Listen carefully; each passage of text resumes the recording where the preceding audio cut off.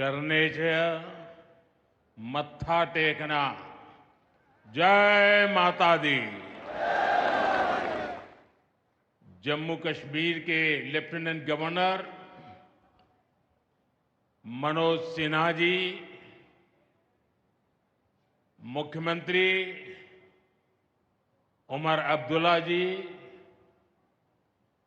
केंद्रीय मंत्रिमंडल के मेरे सहयोगी Ashwini Vaishnaw ji, Jitendra Singh, V Somanna ji, deputy CM Surendra Kumar ji, Jammu Kashmir विधानसभा में नेता विपक्ष सुनील जी, संसद में मेरे साथी जुगल किशोर जी, अन्य जनप्रतिनिधिगण और मेरे प्यारे भाई और बहनों,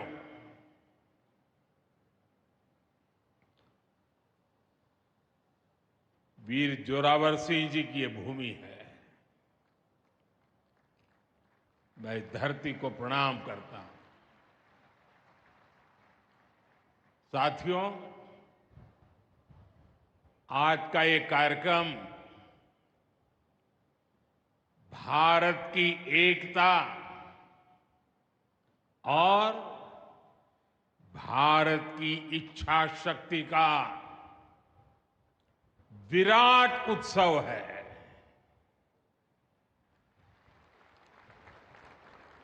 माता वैष्णो देवी के आशीर्वाद से आज वादी कश्मीर भारत के रेल नेटवर्क से जुड़ गई है। मां भारती का वर्णन करते हुए हम श्रद्धा भाव से कहते आए हैं, कश्मीर से कन्याकुमारी। ये अब रेलवे नेटवर्क के लिए भी हकीकत बन गया है। उधमपुर, श्रीनगर, बारामूला, ये रेल लाइन प्रोजेक्ट ये सिर्फ नाम नहीं है, ये जम्मू कश्मीर के नए सामर्थ्य की पहचान है। भारत के नए सामर्थ्य का जयघोष है। थोड़ी देर पहले मुझे चिनाब ब्रिज और अंजी ब्रिज का लोकार्पण करने का अवसर मिला है। आज ही 2 नई वंदे भारत ट्रेनें जम्मू कश्मीर को मिली है। यहां जम्मू में नए मेडिकल कॉलेज का शिलान्यास हुआ है। 46,000 करोड़ रुपए के प्रोजेक्ट्स जम्मू और कश्मीर के विकास को नई गति देंगे। मैं आप सभी लोगों को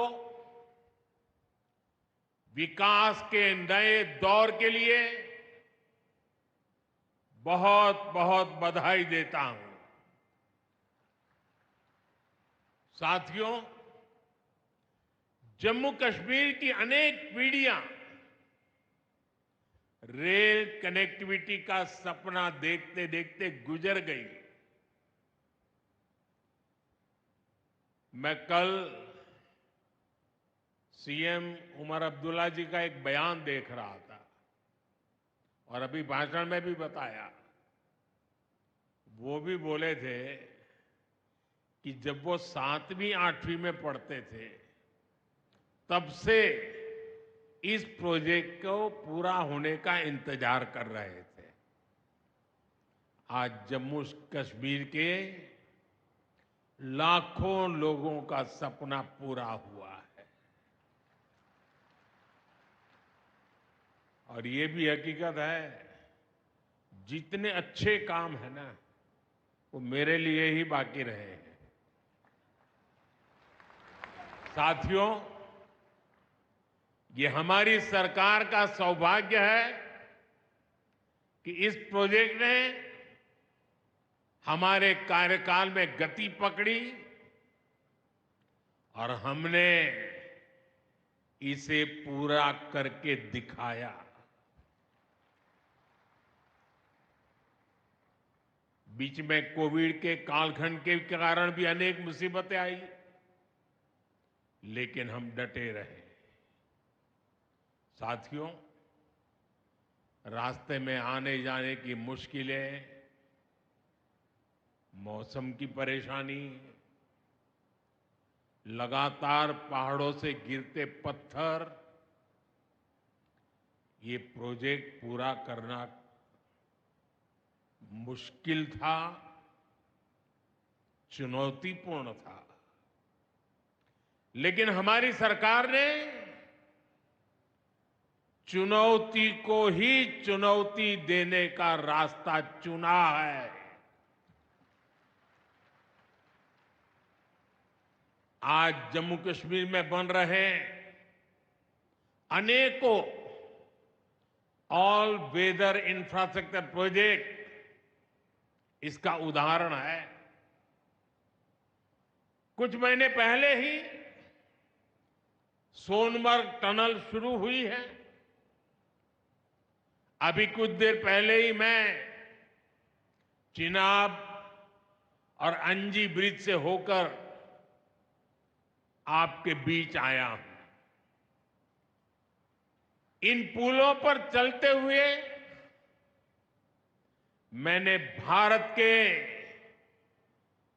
बुलंद इरादों को, हमारे इंजीनियर्स, हमारे श्रमिकों के हुनर और हौसले को जिया है। चिनाब ब्रिज दुनिया का सबसे ऊंचा रेलवे आर्च ब्रिज है।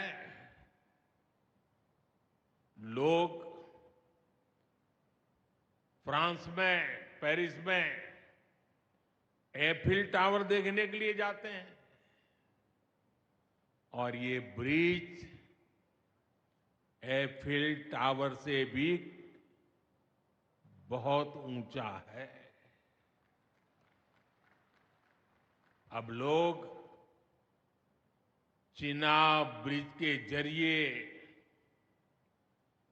कश्मीर देखने तो जाएंगे ही, ये ब्रिज भी अपने आप में एक आकर्षक टूरिस्ट डेस्टिनेशन बनेगा। सब लोग सेल्फी पॉइंट पर जाकर के सेल्फी निकालेंगे। हमारा अंजी ब्रिज भी इंजीनियरिंग का बेहतरीन नमूना है। ये भारत का पहला केबल सपोर्टेड रेलवे ब्रिज है। ये दोनों ब्रिज सिर्फ ईंट, सीमेंट, स्टील और लोहे के ढांचे नहीं है।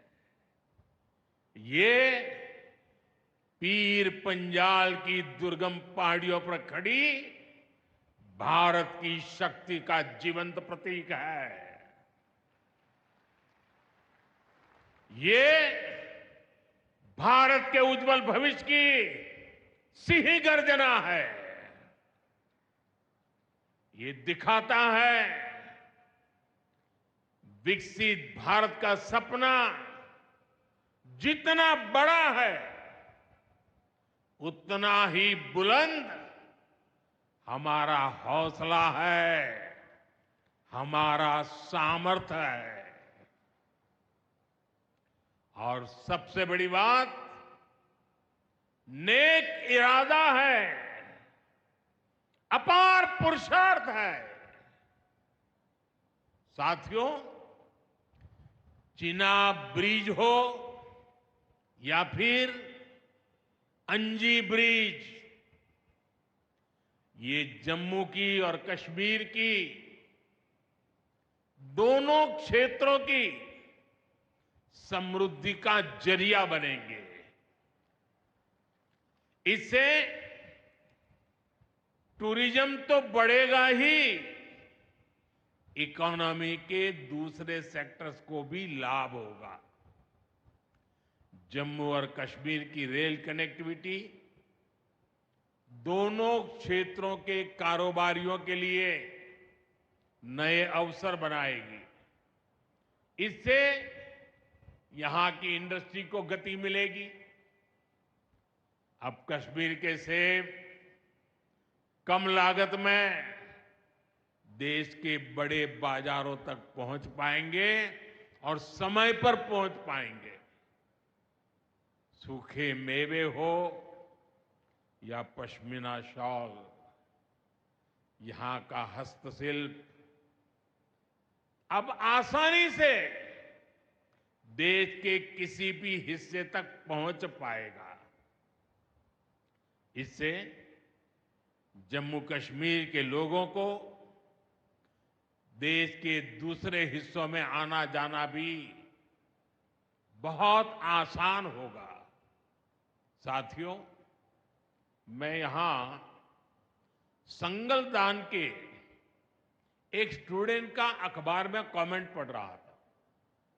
उस स्टूडेंट ने कहा कि उसके गांव के उन्हीं लोगों ने अब तक ट्रेन नहीं देखी थी जो गांव से बाहर गए थे। गांव के ज्यादातर लोगों ने ट्रेन का सिर्फ वीडियो ही देखा था। उन्हें अब तक यकीन ही नहीं हो रहा कि असली ट्रेन उनकी आंखों के सामने गुजरेगी। मैंने ये भी पढ़ा कि बहुत से लोग ट्रेनों के आने जाने का टाइम याद कर रहे हैं। एक और बिटिया ने बड़ी अच्छी बात कही। उस बिटिया ने कहा, अब मौसम तय नहीं करेगा कि रास्ते खुलेंगे या बंद रहेंगे।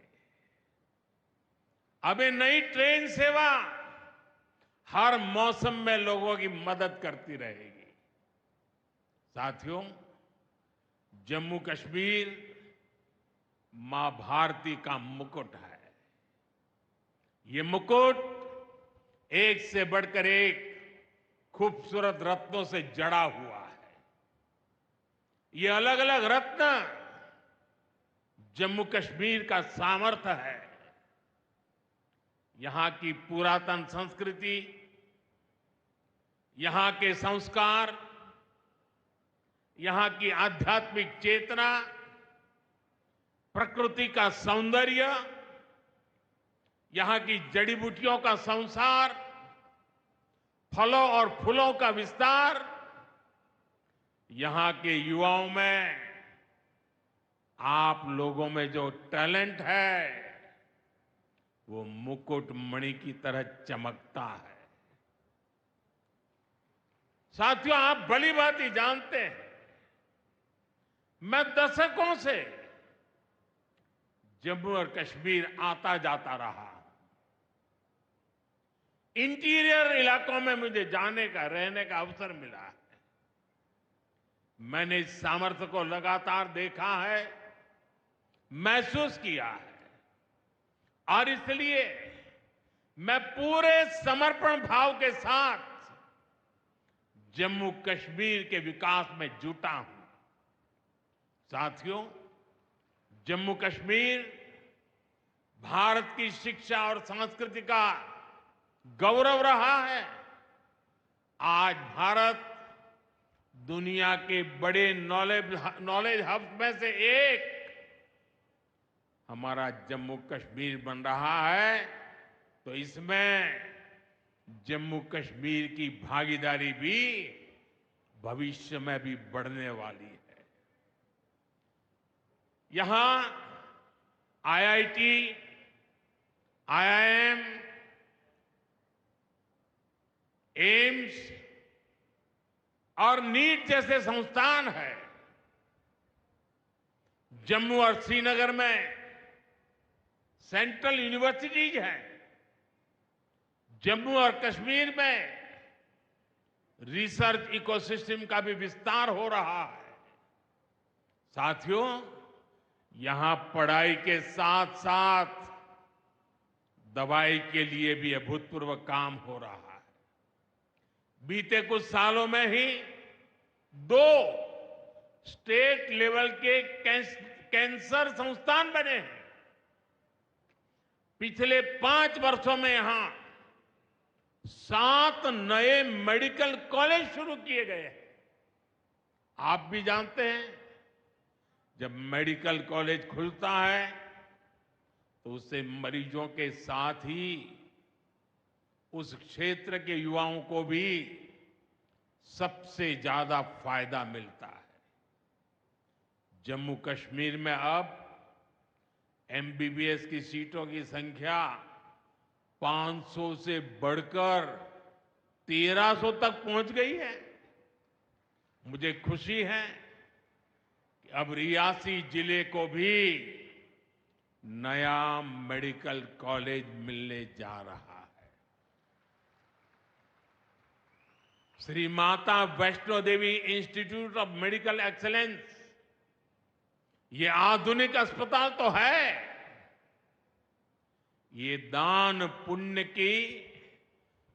पुण्य करने की हमारी जो संस्कृति है उसका भी उदाहरण है। इस मेडिकल कॉलेज को बनाने में जो राशि लगी है उसके लिए भारत के कोने कोने से माता वैष्णो देवी के चरणों में आने वाले लोगों ने दान दिया हुआ है। मैं श्री माता वैष्णो देवी श्राइन बोर्ड को, उनके अध्यक्ष मनोज जी को इस पवित्र कार्य के लिए बहुत बहुत शुभकामनाएं देता हूं। इस अस्पताल की क्षमता भी 300 बेड से बढ़कर 500 बेड की जा रही है। कटरा में माता वैष्णो देवी के दर्शन करने आने वाले लोगों को भी इससे बहुत सहूलियत रहने वाली है। साथियों, केंद्र में भाजपा एनडीए की सरकार को अब 11 साल हो रहे हैं। ये 11 साल गरीब कल्याण के नाम समर्पित रहे हैं।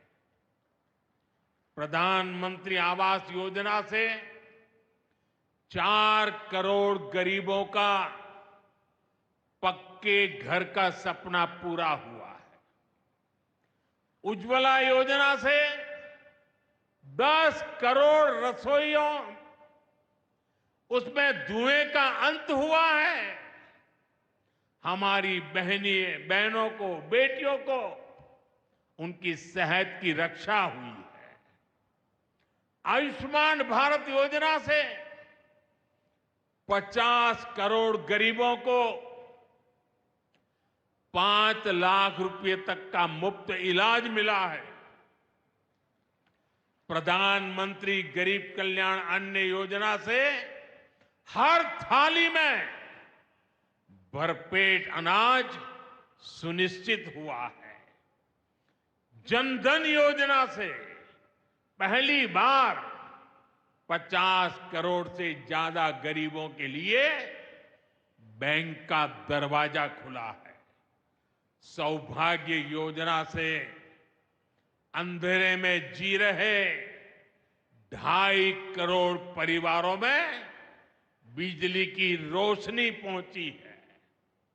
स्वच्छ भारत मिशन के तहत बने 12 करोड़ शौचालयों ने खुले में शौच की मजबूरी से मुक्ति दिलाई है। जल जीवन मिशन से 12 करोड़ नए घरों में नल से जल पहुंचने लगा है। महिलाओं का जीवन आसान हुआ है। पीएम किसान सम्मान निधि से 10 करोड़ छोटे किसानों को सीधी आर्थिक सहायता मिली है। साथियों, सरकार के ऐसे अनेक प्रयासों से पिछले 11 साल में 25 करोड़ से ज्यादा गरीबों ने गरीबी को, हमारे ही गरीब भाई बहनों ने गरीबी के खिलाफ जंग लड़ा और 25 करोड़ गरीब गरीबी को परास्त कर करके, विजयी होकर के गरीबी से बाहर निकले हैं। अब वो नए मध्यम वर्ग का हिस्सा बने हैं। जो लोग अपने आप को समाज व्यवस्था के एक्सपर्ट मानते हैं, बड़े खेरखा मानते हैं, जो लोग अगड़े पिछड़े की राजनीति में डूबे रहते हैं, जो लोग दलितों के नाम पर राजनीतिक रोटियां सेकते रहे हैं, जरा जिन योजनाओं का मैंने सिर्फ उल्लेख किया है उसकी तरफ नजर कर लीजिए। कौन लोग हैं जिनको ये सुविधाएं मिली हैं? वो कौन लोग हैं जो आजादी के 7 दशक तक इन प्राथमिक सुविधाओं से वंचित रहे थे? ये मेरे दलित भाई बहन है, ये मेरे आदिवासी भाई बहन है, ये मेरे पिछड़े भाई बहन है, ये पहाड़ों पर गुजारा करने वाले, ये जंगलों में बसने वाले, झुग्गी झोपड़ी में जिंदगी पूरी करने वाले, ये वो परिवार है जिनके लिए मोदी ने अपने 11 साल खपा दिए हैं।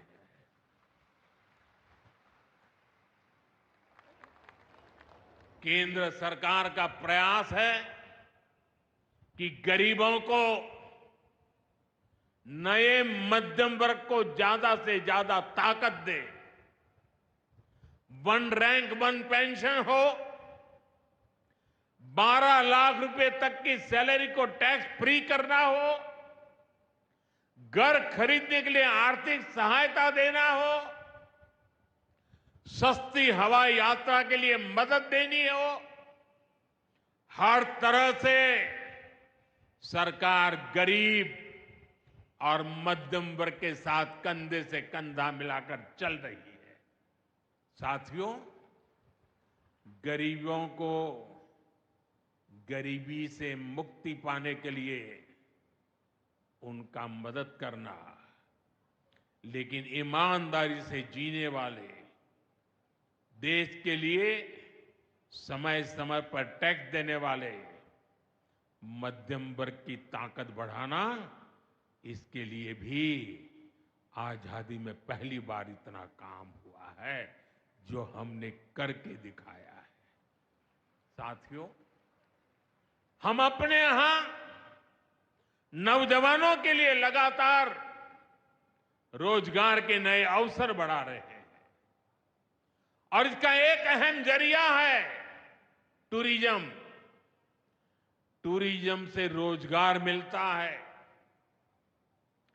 टूरिज्म लोगों को जोड़ता है, लेकिन दुर्भाग्य से हमारे पड़ोस का देश मानवता का विरोधी, मेलजोल का विरोधी, टूरिज्म का विरोधी, इतना ही नहीं, वो ऐसा देश है जो गरीब की रोजी रोटी का भी विरोधी है। 22 अप्रैल को पहलगाम में जो कुछ हुआ वो इसी का उदाहरण है। पाकिस्तान ने पहलगाम में इंसानियत और कश्मीरियत दोनों पर वार किया। उसका इरादा भारत में दंगे कराने का था। उसका इरादा कश्मीर के मेहनतकश लोगों की कमाई को रोकना था। इसलिए पाकिस्तान ने टूरिस्ट पर हमला किया। वो टूरिज्म जो बीते 4-5 साल में लगातार बढ़ रहा था, हर साल यहां रिकॉर्ड संख्या में टूरिस्ट आ रहे थे। जिस टूरिज्म से जम्मू कश्मीर के गरीबों के घर चलते हैं, उसको पाकिस्तान ने निशाना बनाया। कोई घोड़े चलाने वाला, कोई पोर्टर, कोई गाइड, कोई गेस्ट हाउस वाला, कोई दुकान ढाबा चलाने वाला, पाकिस्तान की साजिश इन सबको तबाह करने की थी। आतंकियों को चुनौती देने वाला नौजवान आदिल, वो भी तो वहां मेहनत मजदूरी करने गया था, लेकिन अपने परिवार की देखरेख कर सके इसलिए मेहनत कर रहा था। आतंकियों ने उस आदिल को भी मार दिया। साथियों, पाकिस्तान की साजिश के खिलाफ जिस प्रकार जम्मू कश्मीर के लोग उठ खड़े हुए हैं, जम्मू कश्मीर के अवाम ने इस बार जो ताकत दिखाई है, ये सिर्फ पाकिस्तान नहीं, दुनिया भर की आतंकवादी मानसिकता को जम्मू कश्मीर के लोगों ने कड़ा संदेश दिया है। जम्मू कश्मीर का नौजवान अब आतंकवाद को मुंह तोड़ जवाब देने का मन बना चुका है। ये वो आतंकवाद है जिसने घाटी में स्कूल जलाए, और सिर्फ स्कूल यानी इमारत नहीं जलाई थी, 2-2 पीढ़ी का भविष्य जला दिया था, अस्पताल तबाह किए, जिसने कई पीढ़ियों को बर्बाद किया। यहां जनता अपनी पसंद के नुमाइंदे चुन सके, यहां चुनाव हो सके, ये भी आतंकवाद के चलते बड़ी चुनौती बन गया था। साथियों, बरसों तक आतंक सहने के बाद जैसे जम्मू कश्मीर ने इतनी बर्बादी देखी थी, इतनी बर्बादी देखी थी कि जम्मू कश्मीर के लोगों ने सपने देखना ही छोड़ दिया था। आतंकवाद को ही अपना भाग्य मान लिया था। जम्मू कश्मीर को इस स्थिति से निकालना जरूरी था, और हमने ये करके दिखाया है। आज जम्मू कश्मीर का नौजवान नए सपने भी देख रहा है और उन्हें पूरे भी कर रहा है। अब कश्मीर का नौजवान बाजारों को, शॉपिंग मॉल्स को, सिनेमा हॉल को गुलजार देख करके खुश है। यहां के लोग जम्मू कश्मीर को फिर से फिल्मों की शूटिंग का प्रमुख केंद्र बनते देखना चाहते हैं। इस क्षेत्र को स्पोर्ट्स का हब बनते देखना चाहते हैं। यही भाव हमने अभी माता खीर भवानी के मेले में भी देखा है। जिस तरह हजारों लोग माता के दर पर पहुंचे, वो नए जम्मू कश्मीर की तस्वीर दिखाता है। अब 3 तारीख से अमरनाथ यात्रा भी शुरू होने वाली है। ईद की उमंग भी हम चारों तरफ देख रहे हैं। विकास का जो वातावरण जम्मू कश्मीर में बना था, वो पहलगाम के हमले से डिगने वाला नहीं है। जम्मू कश्मीर के आप सभी लोगों को और आप सबसे नरेंद्र मोदी का वायदा है। मैं यहां विकास को रुकने नहीं दूंगा। यहां के नौजवानों को सपने पूरा करने से कोई भी बाधा अगर रुकावट बनती है, तो उस बाधा को पहले मोदी का सामना करना पड़ेगा। साथियों, आज 6 जून है। याद कीजिए, 1 महीने पहले, ठीक 1 महीने पहले 6 मई की वो रात पाकिस्तान के आतंकियों पर कयामत बरसी थी।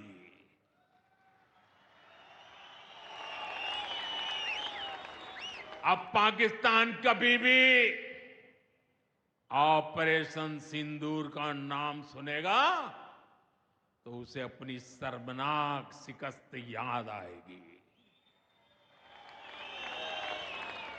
पाकिस्तानी फौज और आतंकियों ने कभी सोचा नहीं था कि भारत पाकिस्तान में सैकड़ों किलोमीटर अंदर जाकर के आतंकवादियों पर इस तरह वार करेगा। बरसों की मेहनत से उन्होंने आतंकी जो इमारतें बनाई थी, वो कुछ ही मिनटों में खंडहर में बदल गई है।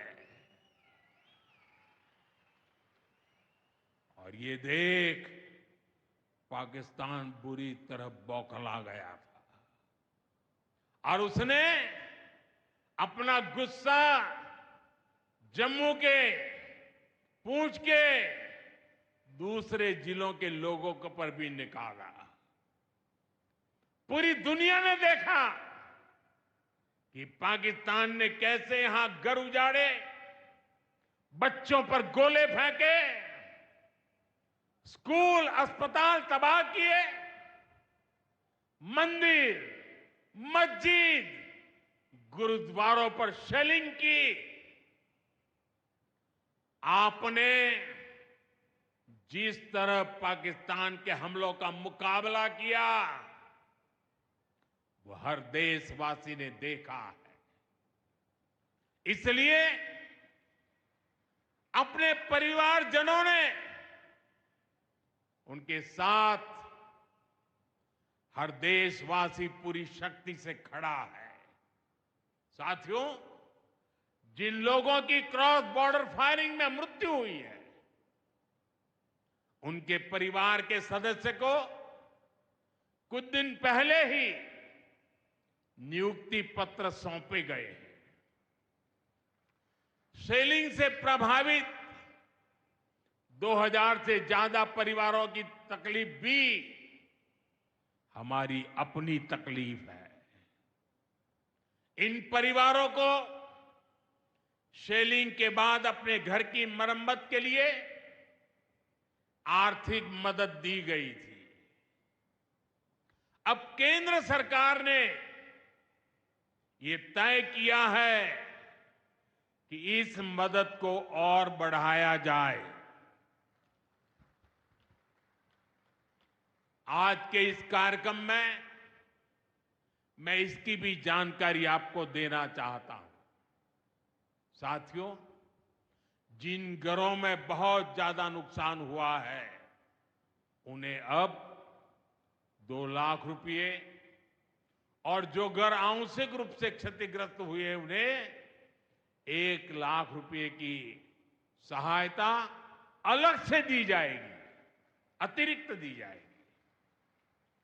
यानी अब उन्हें पहली बार की मदद के बाद ये एक्स्ट्रा धनराशि मिलेगी। साथियों, हमारी सरकार बॉर्डर किनारे बसे लोगों को देश का प्रथम प्रहरी मानती है। बीते दशक में सरकार ने बॉर्डर के जिलों में विकास और सुरक्षा के लिए अभूतपूर्व काम किया है। इस दौरान करीब 10,000 नए बंकर्स बनाए गए हैं।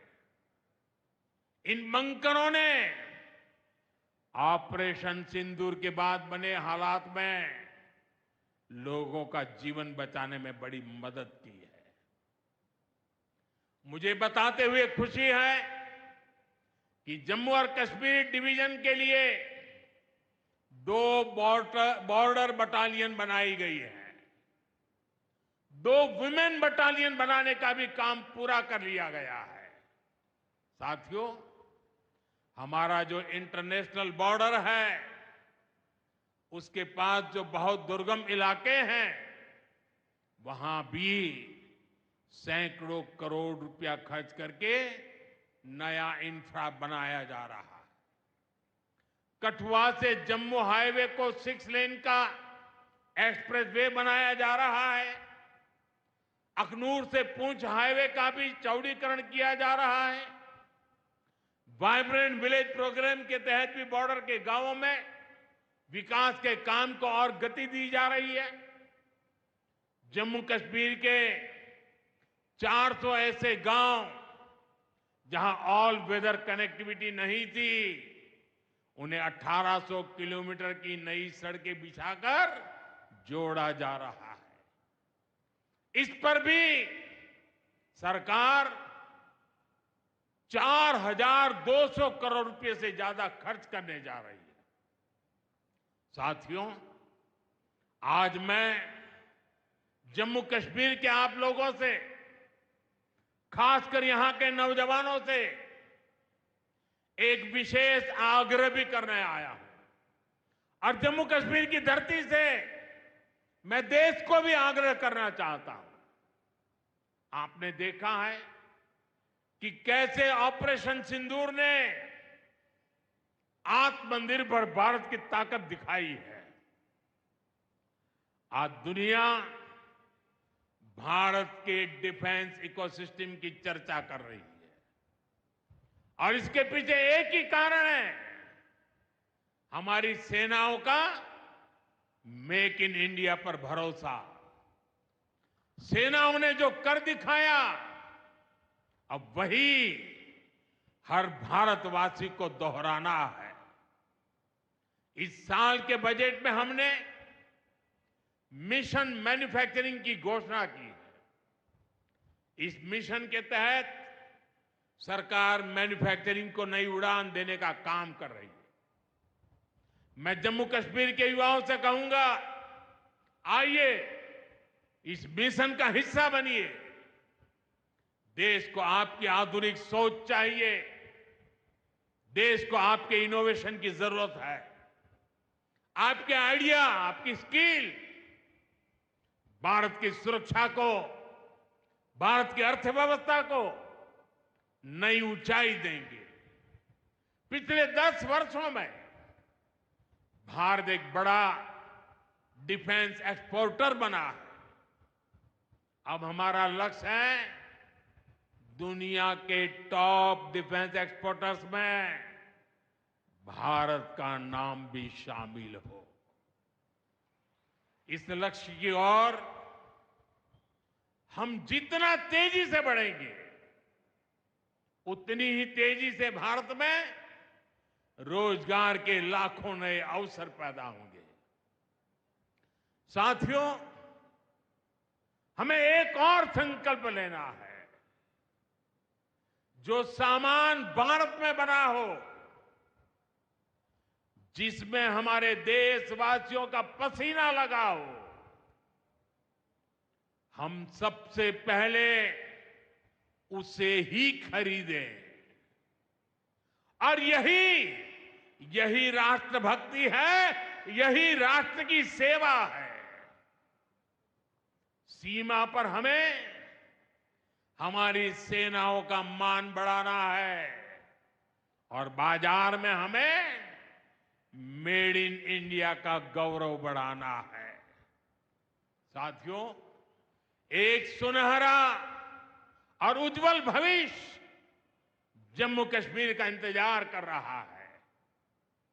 केंद्र सरकार और यहां की सरकार मिलकर विकास के कार्यों में जुटे हैं, एक दूसरे को सहयोग कर रहे हैं।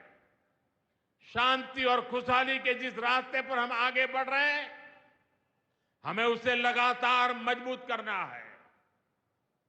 मां वैष्णो देवी के आशीर्वाद से विकसित भारत, विकसित जम्मू कश्मीर का यह संकल्प सिद्धि तक पहुंचे, इसी कामना के साथ आप सभी को फिर से ये ढेर सारे विकास के प्रोजेक्ट के लिए और एक से बढ़कर एक शानदार प्रोजेक्ट के लिए मैं बहुत बहुत बधाई देता हूं।